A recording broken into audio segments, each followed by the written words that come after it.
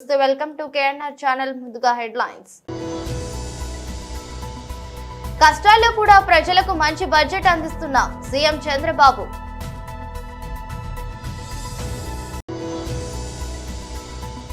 తాడేపల్లిలోని పార్టీ కేంద్ర కార్యాలయంలో ఎమ్మెల్యే తాటిపర్తి చంద్రశేఖర్.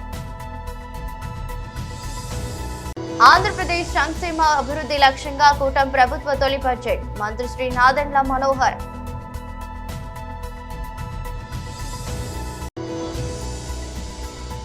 తెలంగాణ భవన్ లో బీఆర్ఎస్ నేతల విలేకరుల సమావేశం. రోడ్డు ప్రమాదంలో తీవ్రమైన గాయాలతో ఆసుపత్రిలో చేరిన యువకుడికి అరుదైన శస్త్రచికిత్స అందించి ప్రాణాపాయం నుంచి కాపాడారు కూర్మన్నపాలెంలోని 4S ఆసుపత్రి వైద్యులు. 10 గంటల పాటు శ్రమించిన కన్సల్టెంట్ బృందం ట్రాచెక్టమీ సర్జరీతో యువకుడికి ప్రాణం పోశారు. ఈ మేరకు ఆసుపత్రి ఆవరణలో ఏర్పాటు చేసిన మీడియా సమావేశంలో ఆసుపత్రి chairman doctor P Muralikrishna, doctor P Tapan, doctor సంతోష్లు వివరాలు వెల్లడించారు. పరవాడ సమీపం గొర్లేవానిపాలెం గ్రామానికి చెందిన 21 యువకుడు ఎం అప్పారావు అంగనంపూడి వద్ద జరిగిన రోడ్డు ప్రమాదంలో తీవ్రంగా గాయపడ్డాడు.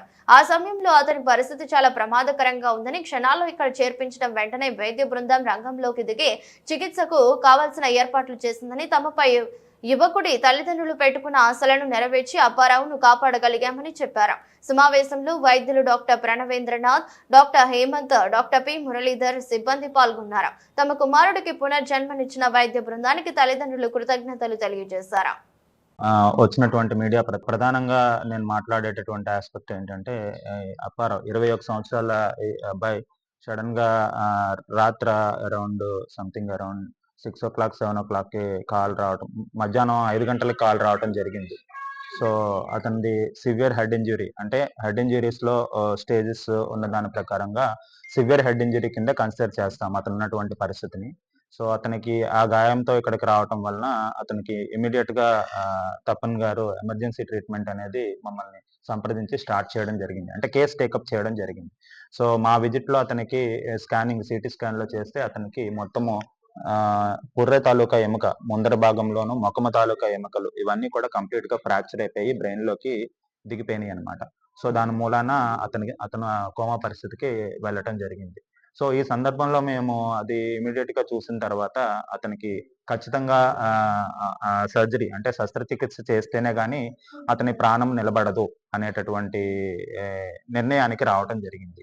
సో ఈ నిర్ణయం వాళ్ళ తాలూకా ఫ్యామిలీ మెంబర్స్, కుటుంబ సభ్యులకి, ప్రధానంగా వాళ్ళ ఫాదరు, కజిన్స్ ఉన్నారు. సో వాళ్ళకి చెప్పడం జరిగింది. సో ఇమీడియట్ గా వాళ్ళు కూడా దాన్ని ఎటువంటి డిలే చేయకుండా మొట్టమొదట అడిగిన క్వశ్చన్ ఏమిటి అంటే, సార్ ఈ హాస్పిటల్లో ఇక్కడ ఈ ట్రీట్మెంట్ అవుతోందా అన్నటువంటిది అతని మొదటి ప్రశ్న. సో ఇక్కడ ప్రధానంగా ఈ ఎమర్జెన్సీస్ ని డీల్ చేయడానికి ముందర కావాల్సింది ఎమర్జెన్సీ సర్వీసెస్ ఎంత స్ట్రాంగ్ గా ఉన్నాయన్నది. ఓకే, అంబులెన్స్ లో పేషెంట్ తీసుకొని వచ్చారు, దగ్గరలో ఇమీడియట్ గా ఎమర్జెన్సీ డాక్టర్ గారు ఇక్కడ ఉన్నారు, స్కాన్ సదుపాయం వితిన్ 1 కిలోమీటర్ రేడియస్ లో ఉంది, అండ్ ఆపరేషన్ చేయడానికి ఆపరేషన్ కి కావాల్సినటువంటి ఎక్విప్మెంట్, అంటే హై అండ్ ఆపరేషన్ థియేటర్స్ కావచ్చు, అదర్ ఎక్విప్మెంట్స్ కావచ్చు, అదంతా సపోర్టివ్ గా ఈ హాస్పిటల్లో ఆల్రెడీ ఉంది. చేయవలసినటువంటి పర్సన్ ని ఓకే పిలిచినారు, ఆపరేషన్ చేయడం అనేది ఆపరేషన్ చేసేసాము, మంచిగా అయిపోయింది, మా పార్ట్ అయిపోయింది. డాక్టర్ గారు ఇందాక చెప్పినట్టు 50% రోల్ ఈజ్ మా సైడ్. నెక్స్ట్ 50% రోల్ డెఫినెట్ గా హాస్పిటల్ మీదే డిపెండ్ అయి ఉంటది, అంటే ఐసీయూ కావచ్చు, లేదంటే ఇతర వైద్య సిబ్బంది కావచ్చు. ఆ ప్రశ్నే అతని ఆలోచనలో ఉంది, అంటే ఆ సర్వీసెస్ స్ట్రాంగ్ గా ఉంటాయా అని చెప్పి. సో మేము అతనికి ఇచ్చినటువంటిది కూడా అంతే, ముందర మేమిద్దరం మాట్లాడుతున్నాం, మా మీద నమ్మకం ఉంచుకొని ఇనీషియల్ ట్రీట్మెంట్, అంటే ఇమీడియట్ గా, అంటే ఇందాక చెప్పిన గోల్డెన్ అవర్ ట్రీట్మెంట్ అంటాం కదా, అంటే గంట సేపు 2 గంటలు డిలే అయ్యారు అంటే మనం ఇంకా వెనక్కి తీసుకొచ్చేటటువంటిది ఏమీ ఉండదు. ఒకవేళ చేసినా ఫెయిల్ అయ్యేటటువంటి అవకాశాలు చాలా ఎక్కువగా ఉంటాయి. సో అలాంటి సందర్భంలో అతను మేము చెప్పిన దానికి మా అందులో మేము చెప్పడం వేరు, మా అందర పూర్తిగా నమ్మకం ఉంచి పూర్తిగా అతని తాలూకా మొత్తం పరిస్థితిని మా చేతిలో పెట్టి, మీరు ఏదైనా పర్వాలేదు, మీరు వెళ్ళేది ముందరకు వేయండి, ముందరకు వేసే అడుగులు ఏవైనా వేయండి, దానికి మా పూర్తి అంగీకారము, పూర్తి సహకారము అందిస్తాము, ఫైనల్‌గా మాకు కావాల్సినటువంటి విజయాన్ని మీరు అందించగలిగినట్టయితే చాలా చాలా సంతోషము. ఒకవేళ అందలేకపోయినా మేము దాన్ని తీసుకుంటాము అనేటటువంటి పూర్తి కాన్ఫిడెన్స్ అతను ఇచ్చారు. సో, మేము కూడా ఇమ్మీడియేట్‌గా వెంటనే స్టార్ట్ చేసాము. అంతా మంచిగానే అయింది. కుర్రాడు కూడా 1, 2 రోజుల్లో కోమా పరిస్థితి నుండి బయటపడాడు. అది అంటే ప్రధానం ఏంటి అంటే గోల్డెన్ అవర్ పీరియడ్‌లో ఎప్పుడైతే ట్రీట్మెంట్ స్టార్ట్ చేసామో, గోల్డెన్ అవర్ పీరియడ్‌లో ఏమైతే ఎమర్జెన్సీ సర్జరీలు లాంటివి చేయగలిగినామో, ఇమ్మీడియేట్ అంటే మొదటి 2 రోజుల్లో కేర్ ఇవ్వగలిగినాము. దాని తాలూకా ఔట్‌కమ్స్ అంటే బ్యాడ్ స్టేట్ అంటే థర్డ్ స్టేజ్‌లో, ఫోర్త్ స్టేజ్‌లో ఉన్న డిసీజ్ అయినా 2, 3 రోజుల్లోనే మళ్ళీ అతని పరిస్థితి అంటే కాన్షియస్ లెవెల్స్ అంటే ఇంజరీ కేసు ఒకటి మీరు చూస్తున్నారు. ఆ బాబు నియర్లీ 21న 14/2/25 సాయంత్రం 6:30 గంటలకి ఒక యాక్సిడెంట్‌లో ఇన్వాల్వ్ అయ్యి ఆ బాబుని ఇక్కడ తీసుకురావడం జరిగింది. మరి అతని కండిషన్ ఏంటంటే ఫుల్ అన్‌కాన్షియస్ అయిపోయాడు. ఆల్మోస్ట్ కోమాలోకి వెళ్ళిపోయాడు. ఎవరు లేరు. అయినా ఈ అంబులెన్స్ వాళ్ళు తీసుకొచ్చి మన హాస్పిటల్‌కి తీసుకురావడంతో ఇమ్మీడియేట్‌గా ఎటువంటి ఇప్పుడు ప్రెజెంట్ రోడ్ యాక్సిడెంట్స్ అయినా ఇమ్మీడియేట్‌గా మనం జాయిన్ చేసుకొని ట్రీట్మెంట్ చేయొచ్చు. తర్వాత ఎమ్మెల్సీ పోలీస్ కేసు ఇవన్నీ తర్వాత మనం ఇన్ఫార్మ్ చేయొచ్చు. ఈరోజు ఈ సెంట్రల్ గవర్నమెంట్ ఆఫ్ ఇండియా ఆ ఫెసిలిటీస్ ప్రొవైడ్ చేసింది. Especially road traffic accidents any time ఏ హాస్పిటల్ అయినా అన్ని ఫెసిలిటీస్ ఉన్న హాస్పిటల్‌లో ట్రీట్మెంట్ చేయడానికి సదుపాయం కల్పించింది. మరి ఈ సదుపాయం కల్పించిన సెంట్రల్ గవర్నమెంట్ వారికి మా హృదయపూర్వక ధన్యవాదాలు తెలుపుకుంటున్నాం.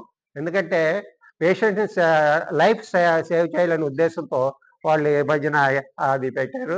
దానిలో గతంలో అయితే ఏ రోడ్ యాక్సిడెంట్ ట్రామా అయినా మెడికల్ లీగల్ కేసు అంటే పోలీసులకి ఇన్ఫార్మ్ చేసి మనం టేకప్ చేసి చేయాల్సింది. కానీ ఇప్పుడు అది రూల్ సిస్టమ్ మారింది. ఎందుకంటే పేషెంట్‌ని బతికించాలనే ఉద్దేశంతో ఈరోజు కొంచెం రూల్స్ సడలించడం జరిగింది. దానివల్ల పేషెంట్స్‌కి చాలా జస్టిస్ జరుగుతుందని ఈ సభాముఖంగా తెలియజేస్తున్నాను. మరి ఆ బాబుని తీసుకురావడంతో వితిన్ 15 మినిట్స్‌లో మన టీమ్ అంతా న్యూరో సర్జన్ డాక్టర్ సంతోష్ ఈ న్యూరో సర్జన్ ఎంఎస్ ఎంసీహెచ్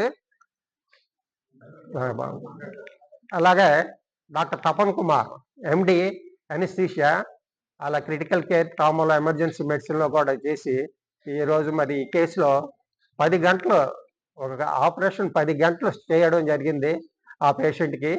ఎందుకంటే అలాగే మన doctor Pranav MD general paediatrician చేయడం జరిగింది. సో నేను చెప్పదలిచింది ఏంటంటే any type of emergency cases అంటే time saving patient life save చేయడానికి మన హాస్పిటల్ ఎంతో అందుబాటులో ఉంటుందని చెప్పి సగర్వంగా మీ అందరికీ తెలియజేస్తున్నాను. ఇంజరీ అవ్వడం వల్ల బ్రెయిన్‌లో మొత్తం అంతా బ్లడ్ క్లాట్ అయిపోయింది. బ్లడ్ క్లాట్ అయిపోయిన తర్వాత పొజిషన్ ఎలా ఉంటదంటే పేషెంట్ కోమాలోకి వెళ్ళిపోతాడు. పేషెంట్‌కి బ్రెయిన్ డెడ్ అయిపోతే ఆక్సిజన్ అందదు. ఆక్సిజన్ అందకపోవడంతో సెరిబ్రల్ హైపాక్సియా అంటాం. ఆక్సిజన్ అందకపోవడంతో పేషెంట్ ఆటోమేటిక్‌గా కోమాలోకి వెళ్ళిపోతాడు. కోమా నుంచి రికవరీ చేయాలంటే చాలా కష్టం. ఇదేంటంటే టైమ్ ఫ్యాక్టర్. సపోజ్ ఇప్పుడు మనం ఆ టైంలో ఇన్ టైంలో వాళ్ళు తీసుకురావడం, అలాగే మనం పేషెంట్ టేకప్ చేయడం, బ్రెయిన్ ఓపెన్ చేయడం, అలాగే అందరూ డాక్టర్లు అవైలబిలిటీ ఉండడం వలన మనం ఈ కేస్‌ని సేవ్ చేయగలిగాం. ఇదే టౌన్ వెళ్ళిందనుకోండి 1 అవర్, 1 ½ అవర్, 2 అవర్స్ అది గోల్డెన్ పీరియడ్ అనమాట. గోల్డెన్ అవర్స్ అంటాం మనం. ఆ గోల్డెన్ అవర్‌లో మనం పేషెంట్‌కి ఏమన్నా చేసినా అదే మనకి శ్రీరామ రక్ష. కానీ మరి 2 అవర్స్‌లో పేషెంట్‌కి సెరిబ్రల్ హైపాక్సియా వచ్చి కోమాలోకి వెళ్ళిపోయి బ్రెయిన్ డెడ్ అయిపోయి ఈవెన్ లైఫ్ థ్రెటనింగ్ కూడా ఉంటుంది. అది లేకుండా మనం ఈరోజు ఆ బాబుని ఎంతో భవిష్యత్తు ఉన్న బాబుని మేము సేవ్ చేయడం జరిగింది. అలాగే ఇమ్మీడియేట్‌గా ఆక్సిజన్ బ్రెయిన్‌కి అందకపోతే ట్రెకియాస్టమీ అని గొంతుకులో పొడి చేసి ఆర్టిఫిషియల్ ట్రెకియాస్టమీ ఉంటుంది. ట్యూబ్ పెట్టి అలాగే వెంటిలేటర్ మీద పెట్టి మన పేషెంట్ సేవ్ చేయడం జరిగింది. ఆ బ్లడ్ అంతా క్లాట్ అయిపోయింది. మొత్తం అంతా బ్రెయిన్ అంతా ఓపెన్ చేసి మొత్తం బ్లడ్ అంతా ఎక్కడ ఉందో అంతా డ్రైన్ చేసి మొత్తం నియర్లీ 10 అవర్స్ సర్జరీ పట్టింది. మరి ఈ సర్జరీలో ముఖ్యంగా మరి అనస్థిషియా తపన్ కుమార్ గారికి, అలాగే సంతోష్ గారికి, మిగతా ప్రణవ్ గారికి, గీతిక గారికి, అలాగే గైనకాలజిస్ట్ మీరు యాక్చువల్లీ అప్పారావు అనే పేషెంట్ 21 ఇయర్స్ మెయిల్ మన చైర్మన్ సార్ చెప్పినట్టు, మన సంతోష్ గారు చెప్పినట్టు అది ఒక మేజర్ యాక్సిడెంట్. దానికి మేము ఫ్రంటో టెంపోరియల్ క్రేనియక్టమీ అని చేసాం విత్ ట్రికాస్టమీ. అంటే టెంపోరల్ క్రేనియక్టమీ అంటే యూజువల్గా క్రేనోటమీ కొన్ని ప్రొసీజర్స్ ఏంటంటే ఆ బోన్ అనేది ప్రిజర్వ్ చేయడం జరుగుతుంది. కానీ ఈ కండిషన్లోని పేషెంట్కి బోన్ అనేది లేదు, డైరెక్ట్గా స్కిన్ తర్వాత డైరెక్ట్గా బ్రెయినే ఉంది. ప్రెసెంట్ అయితే పేషెంట్కి బోన్ లేదు. సో దానివల్ల అది క్రేనియక్టమీ అంటాం. దాన్ని 10 hours సర్జరీ మనం చేసాం ఇమీడియట్ రెస్పాన్స్ లాగా. ప్రెసెంట్ అయితే పేషెంట్ కండిషన్ చాలా స్టేబుల్గా ఉంది. వచ్చేటప్పుడు అంటే జీసీఎస్ పేషెంట్ కాన్షియస్ లెవెల్స్ అవన్నీ చూసుకున్నా సరే 3/15 అంటారు. యూజువల్గా 15/15 ఉండాలి. తీసుకొచ్చినప్పుడు ఎమర్జెన్సీ లాగా 3/15 అంటే కంప్లీట్ కోమటోస్ ఆర్ కోమా స్టేజ్ అనేది అనుకోవచ్చు మనం. ప్రెసెంట్ పేషెంట్ కండిషన్ 15/15 జీసీఎస్ ఉంది, అంటే నార్మల్ స్టేట్లోకి వచ్చారు. సో ఈ కేస్ని మేము ఒక ఛాలెంజింగ్ కేసులా తీసుకొని సర్జరీ తర్వాత పోస్ట్ ఆపరేటివ్ కేర్ కూడా చాలా ఎక్సలెంట్ కేర్ అందించి మన ఐసీయూ స్టేజ్ కూడా హై లెవెల్ ఐసీయూస్ ఉన్నాయి మనకి. 20 bedded ICU with complete ventilator setup అన్నీ ఉన్నాయి. అండ్ ఆపరేషన్ థియేటర్స్ కూడా మనకి లామినార్ ఫ్లో ఓటీస్ ఉన్నాయి, అంటే హై అండ్ ఓటీస్ అనమాట. మన ఆల్ కార్పొరేట్ హాస్పిటల్స్లో ఉండేది చాలా మంచి ఆపరేషన్ థియేటర్స్ అవి. సో మనం ఎలాంటి ఎమర్జెన్సీస్ అయినా when it comes to medical snake poisonings కానీ లేదంటే snake bite or any other homicidal poisonings or homicides కానీ అదర్ ఎమర్జెన్సీ ఆర్టీఎస్ కానీ ఎనీ కేసెస్ మనం ఇక్కడ టేకప్ చేస్తాం. ఇమీడియట్గా రెస్పాన్స్ ఉంటుంది. అండ్ మాకు సపోర్టింగ్ టీమ్ కూడా general medicine, gynaecology, orthopaedics and neuro surgery, paediatrics అన్ని స్పెషాలిటీస్ మన దగ్గర ఉన్నాయి. So we are very confident that ఈ లొకాలిటీలో మనం 24/7 అవైలబిలిటీ ఉంటాం. Emergencies and all type of cases కూడా మనం టేకప్ చేస్తాం. బడ్జెట్ ప్రకటన అనంతరం అసెంబ్లీ కమిటీ హాల్లో సీఎం చంద్రబాబు అధ్యక్షతన టీడీఎల్పీ సమావేశం జరిగింది. ఈ సందర్భంగా చంద్రబాబు మాట్లాడుతూ ఇబ్బందికర పరిస్థితుల్లో కూడా ప్రజలకు మంచి బడ్జెట్ అందిస్తున్నామని చెప్పారు. సంక్షేమం, అభివృద్ధికి ప్రాధాన్యత ఇస్తూ బడ్జెట్ కు రూపకల్పన చేశామని అన్నారు. గత వైసీపీ పాలనలో ఆర్థిక విధ్వంసం జరిగిందని ప్రజలు గుర్తించారని తెలిపారు. ఈ బడ్జెట్ ను ప్రజల్లోకి విస్తృతంగా తీసుకెళ్లే బాధ్యత ఎమ్మెల్యేలదేనని చంద్రబాబు స్పష్టం చేశారు. కొత్తగా వచ్చిన ఎమ్మెల్యేలు సబ్జెక్టుపై అవగాహన పెంచుకోవాలని, వచ్చే ఎన్నికల్లో కూడా టికెట్ దక్కాలంటే ఎమ్మెల్యేల పనితీరులో మార్పు రావాలని తేల్చి చెప్పారు. మళ్లీ అసెంబ్లీకి రావాలనే భావనతో ఎమ్మెల్యేల పనితీరు ఉండాలని సూచించారు. ఎంపీలు, ఎమ్మెల్యేల మధ్య సమన్వయం ఉండాలని చంద్రబాబు పేర్కొన్నారు. ఎక్కడా విభేదాలకు తావు లేదని, గ్రూపులు కడితే సహించేది లేదని హెచ్చరించారు.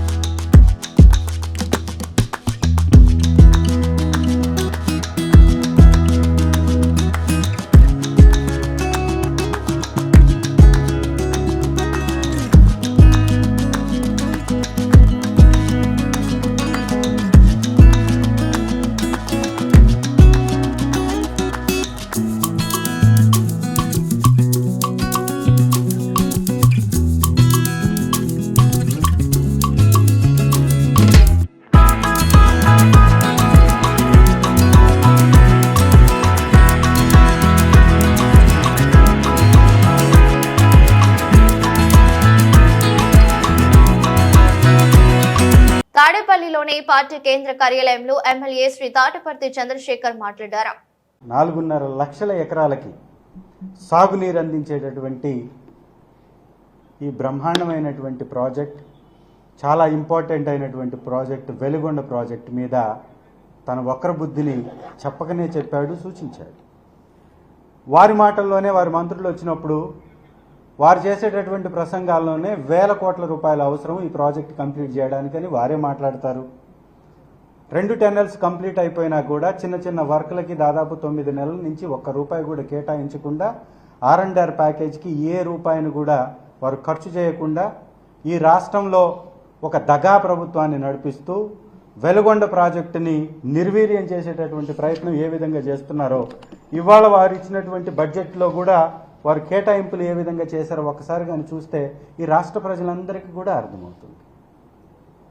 పశ్చిమ ప్రాంతానికి సంజీవని అయినటువంటి ఈ ప్రాజెక్టుకి ఈ బడ్జెట్లో కేటాయింపులు చేసింది కేవలం 359 కోట్లు మాత్రమే.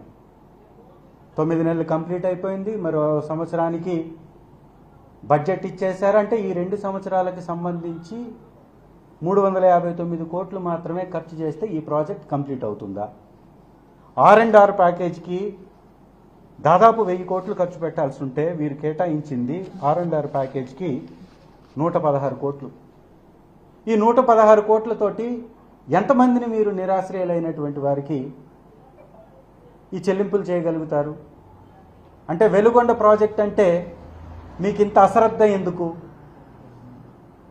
పశ్చిమ ప్రాంత ప్రకాశంలో ఉన్నటువంటి ఈ మండలాలంటే మీకు ఎందుకు ఇంత చిన్న చూపు?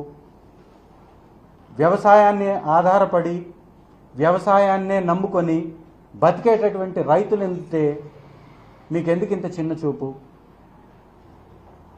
ఈ యొక్క పశ్చిమ ప్రకాశంలో ఉన్నటువంటి నియోజకవర్గాల్లో వైఎస్ఆర్ కాంగ్రెస్ పార్టీకి బలమైనటువంటి ఓటింగ్ ఉండటమే మీ కడుపు మంటకి కారణమా? మీరు చెప్పినటువంటి మాటలకి సిద్ధాంతాలకి విలువలు లేవా? అంటే ఈ వెలుగొండ ప్రాజెక్టు అవసరం లేదా? నిజంగా ఇలాంటి దౌర్భాగ్య పరిస్థితి ఎందుకు వస్తుంది? ఈ చంద్రబాబు నాయుడు గారి ఈ ఆలోచన విధానాలు ఎందుకు మారట్లేదు? ఈ ప్రకాశం జిల్లాలో ఉన్నటువంటి తెలుగుదేశం నాయకులు ఎందుకు ముద్ర నిద్ర పోతున్నారు? ప్రకాశంలో చాలా చోట్ల తెలుగుదేశం పార్టీ గెలిచింది. ఇవాళ ఎమ్మెల్యేలుగా ఉన్నటువంటి వ్యక్తులు ఎందుకు నోరు మెదపట్లేదు? వెలుగొండ ప్రాజెక్ట్ని నిర్వీర్యం చేస్తున్నటువంటి ఈ ప్రభుత్వానికి వ్యతిరేకంగా మాట్లాడలేక, ప్రభుత్వం నుంచి నిధులు రాబట్టలేక ఏం చేయాలనుకుంటున్నారు ఇక్కడ ప్రాంత ప్రజలు? ఆంధ్రప్రదేశ్ సంక్షేమ అభివృద్ధి లక్ష్యంగా కూటమి ప్రభుత్వ తొలి బడ్జెట్ మంత్రి శ్రీ నాదెండ్ల మనోహర్ తెలిపారు.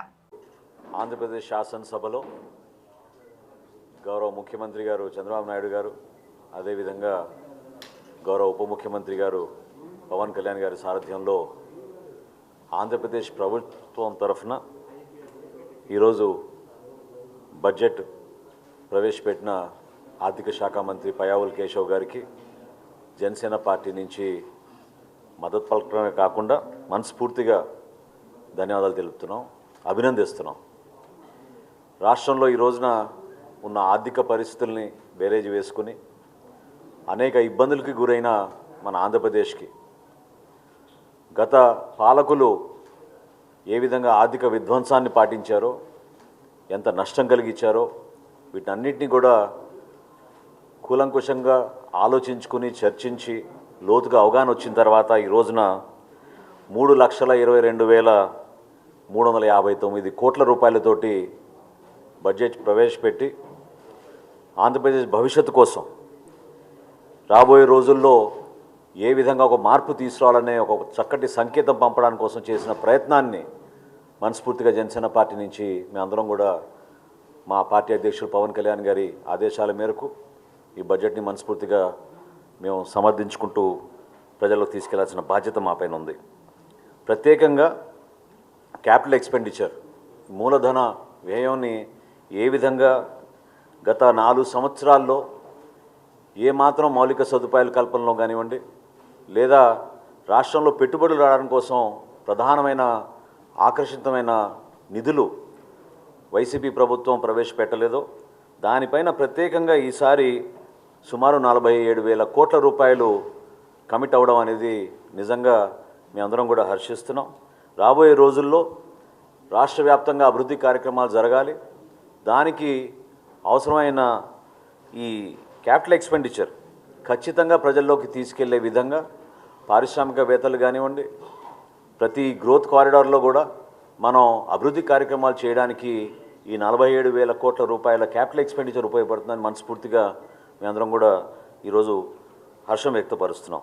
అదేవిధంగా సూపర్ 6 ఏదైతే ఎలక్షన్కి ముందు ఒక మేనిఫెస్టో రూపొందించి Telugu Desam party, Janasena party, Bharatiya Janata party కలిసి ప్రజల్లోకి తీసుకెళ్ళామో ఆ సూపర్ 6 అమలయ్యే విధంగా ఈరోజు ఈ బడ్జెట్లో చేసిన కేటాయింపులు మనందరం కూడా మనస్ఫూర్తిగా అభినందించాలి.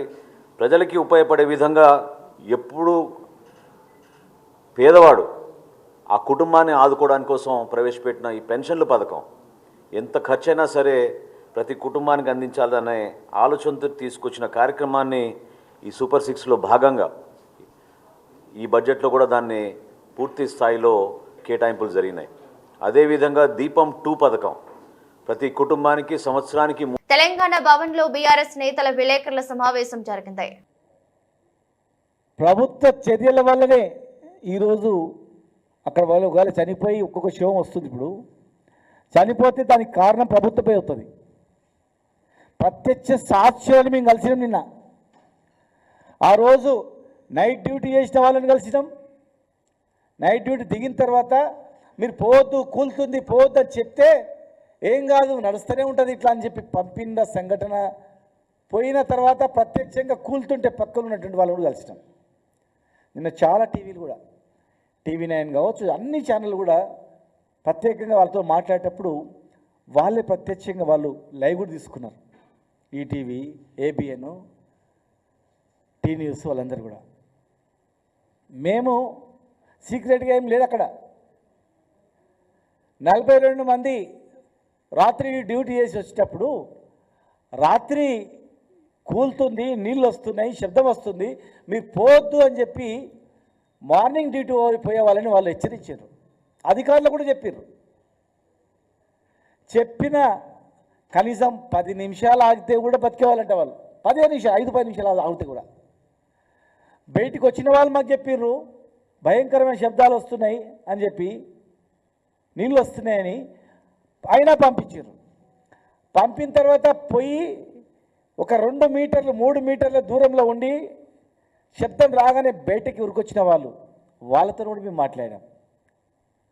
వాళ్ళు అక్కడ పోయి ట్రైన్ దిగి డ్యూటీ దిగగానే నీళ్లు ఛాయ్ తాగుతామంటే కూడా తొందర పెట్టారు.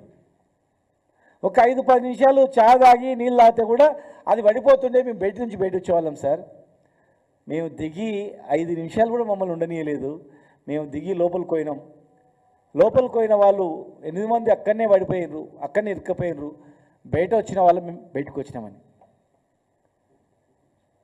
ఈ సమయం 6 రోజులైనాక కూడా తట్టెడు మన్ని తీయలేదు. మేము ప్రత్యక్షంగా చూసినాం. ఒక 10-15 గంపల మట్టి, పచ్చి మట్టి వచ్చింది. దీనికి ఏ విధమైన సవాల్కైనా మేము సిద్ధం. అక్కడ ప్రత్యక్షంగా సిబ్బంది కూడా ఉన్నారు. రమ్మంటే రేపు వస్తాం మేము. 6 రోజులకు మీరు 6 గంపల మట్టి తీసి సహాయచర్యలు ఎక్కడ కూడా మీరు చేస్తున్న నామమాత్రంగా, కానీ ఆశించిన ఫలితాలు లేవు అక్కడ. ఆశించినంత ఆ బెల్ట్ మూవింగ్ బెల్ట్ మొత్తం కూడా ఆగిపోయింది. దాని మరమ్మతులు చేయలేదు. మీరు వస్తున్నారు, గెస్ట్ హౌస్లో కూర్చుంటున్నారు. గెస్ట్ హౌస్లో కూర్చున్నట్టు ఉత్తమ్ కుమార్ రెడ్డి గారిని హరీష్ రావు గారు ఇరిగేషన్ మంత్రిగా చేసినాను. మా ఆయనలో 300 ఫీట్ల పైగా టన్నల్ మీద దోగిన అనుభవం ఉంది. ఇలాంటి టన్నల్ కూలిపోతే దాన్ని ఇమ్మీడియట్గా మరమ్మతులు. వార్తలు ముగించే ముందు మరోసారి హెడ్లైన్స్. కష్టాల్లో కూడా ప్రజలకు మంచి బడ్జెట్ అందిస్తున్న సీఎం చంద్రబాబు.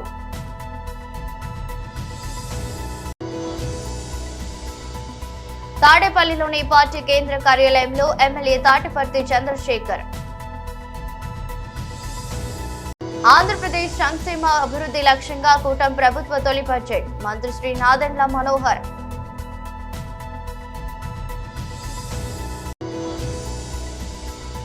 తెలంగాణ భవన్లో బీఆర్ఎస్ నేతల విలేకరుల సమావేశం.